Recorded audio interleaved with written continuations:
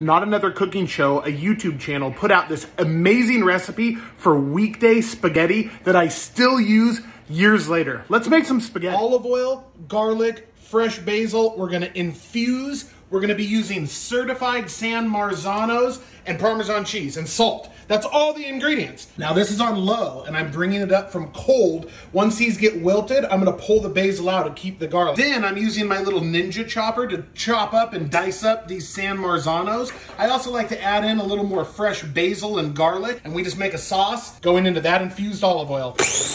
This is the part of the recipe that this goes from low and slow to hot, fast, and hard. Now a little bit of kosher salt and a healthy amount of Parmesan cheese. And just roll this for 20 or 30 minutes. Pro tip, you're gonna have to cover it, stir it, cover it back up, stir it, because hot and fast, this is gonna get to a rolling boil and it's gonna make a mess everywhere if it's not covered. Another pro tip, when you put your spaghetti noodles in the water, cook them al dente, to the tooth. It's about 7 to 11 minutes. Don't finish them all the way. We're gonna transport the noodles into the sauce. The noodles are gonna finish soaking up. Transferred it, moved it down to low heat.